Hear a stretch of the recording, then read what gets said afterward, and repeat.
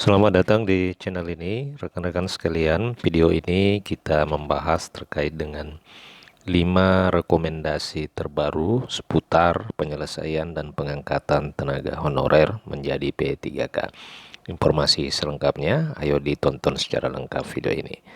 Rekan-rekan sekalian, Direktur Jenderal Guru dan Tenaga Kependidikan, Kementerian Pendidikan, Kebudayaan, Riset, dan Teknologi, Nunu Suryani kembali menyebutkan beberapa sikap pemerintah di dalam penuntasan honorer melalui pengangkatan P3K. Menurut Dirjen Nunu, setidaknya ada 5 rekomendasi Kementerian Pendidikan di dalam upaya penuntasan pengangkatan ASN P3K kategori guru. Yang pertama adalah tetap mengupayakan penuntasan honorer lulus passing grade pada tahun 2021 atau biasa dikenal sebagai kategori P1. Dirjen Guru mengungkapkan dari 14.070 orang kategori P1 yang terakomodasi formasinya pada usulan 2024 sebanyak 11.437. Sehingga dengan demikian masih tersisa 2.633 orang yang tidak terakomodir pada tahun ini. Nah, total instansi yang masih belum menuntaskan P1 adalah 30 instansi. Itu yang dikatakan oleh Dirjen Nunu saat memaparkan capaian kinerja GTK beberapa waktu yang lalu. Jadi memang masih ada sekitar 30 kabupaten kota yang belum mengusulkan dan menuntaskan kategori P1 pada tahun ini. Kemudian yang kedua adalah pada tahun 2024 ini setidaknya ada formasi P3K yang baru, yakni perkembangan formasi P3K pengawas sekolah. Menurut Dirjen Nunu dibutuhkan 22.531 formasi untuk mengisi kekurangan kebutuhan pengawas sekolah. Nah, tahun ini hanya mengisi sekitar 18.729 formasi pengawas sekolah jenjang ahli muda. Jadi selain kategori guru, ternyata tahun ini juga akan mengakomodir para honorer untuk diisi dan dimasukkan ke dalam kategori jabatan pengawas sekolah. Kemudian yang ketiga adalah mengutamakan formasi bagi tenaga kependidikan atau tenaga administrasi sekolah. Formasi tenaga administrasi sekolah atau TAS ini masuk di dalam usulan formasi P3K tenaga teknis. Jadi ini sekaligus menjawab pertanyaan rekan-rekan sekalian bahwa tahun 2024 ini para tenaga kependidikan atau pegawai tata usaha sekolah juga sudah dibukakan formasi dan masuk ke dalam kategori P3K teknis. Jadi jangan salah daftar pada saat membuat akun pendaftaran di akun SSCSN. Pastikan rekan-rekan sudah mendaftar pada formasi P3K tenaga teknis. Oleh karena memang tenaga administrasi sekolah ini masuk kategori tenaga teknis.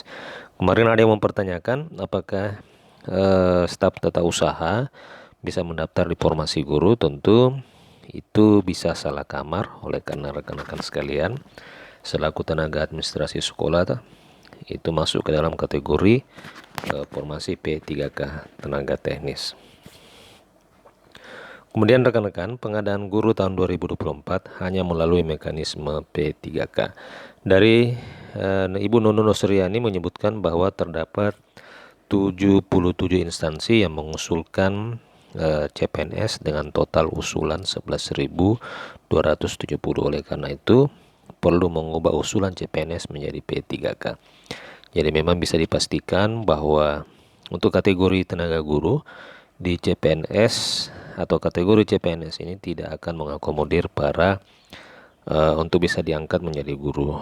Semua guru itu akan diangkat melalui mekanisme pengangkatan pegawai pemerintah dengan perjanjian kerja. Untuk CPNS tidak ada, akan tetapi semuanya diangkat melalui skema pengangkatan menjadi P3K. Kemudian yang kelima adalah tetap menggunakan Dapodik dan database lulusan PPG Kementerian Pendidikan Kebudayaan Riset dan Teknologi. Jadi terdapat 179 instansi yang jumlahnya melebihi non-ASN yang ada. Karena itu, pengangkatan P3K guru acuannya adalah Dapodik dan database lulusan PPG. Ia menegaskan untuk menyelesaikan pengangkatan P3K guru ini dibutuhkan dukungan dari Pemda.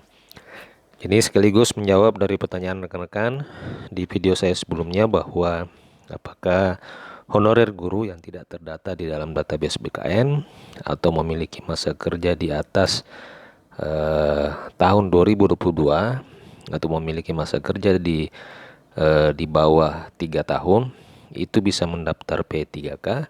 Tentu kalau kita menyimak dari pernyataan Dirjen Guru dan Tenaga Kependidikan ini, rekan-rekan masih bisa mendaftar asalkan telah terdata di dalam Dapodik. Jadi termasuk juga para tenaga honorer swasta yang pembayaran gajinya tidak berasal dari APBN maupun APBD, asalkan telah terdata di dalam Dapodik, maka bisa dipastikan rekan-rekan sekalian masih bisa mengikuti seleksi P3K pada tahun 2024 ini. Jadi mudah-mudahan hal ini bisa memberikan pencerahan bagi rekan-rekan sekalian dan setidaknya memberikan kabar yang gembira bagi rekan-rekan yang tidak terdata di dalam database BKN atau memiliki masa kerja di bawah dari 3 tahun, akan tetapi telah resmi terdata di dalam Dapodik, maka bisa ikut serta di dalam seleksi P3K pada tahun 2024 ini.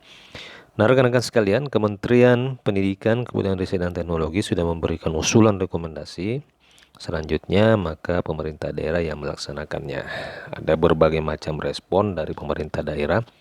Salah satunya adalah Gubernur Bengkulu yang menyatakan mendukung upaya Kementerian Pendidikan untuk menuntaskan pengangkatan P3K kategori guru.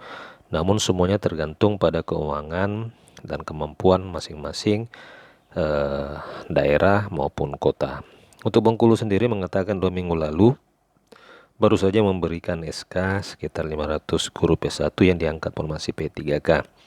Alhamdulillah mereka sudah ditempatkan di tempat tugas masing-masing. Nah, rekan-rekan, melihat para guru P1 ini sangat bersyukur dengan informasi P3K, maka mereka siap menjalankan tugas. Namun kata Rohidin, masih ada hampir 2.000-an guru yang masih berstatus guru tidak tetap maupun pegawai tidak tetap ataupun honorer.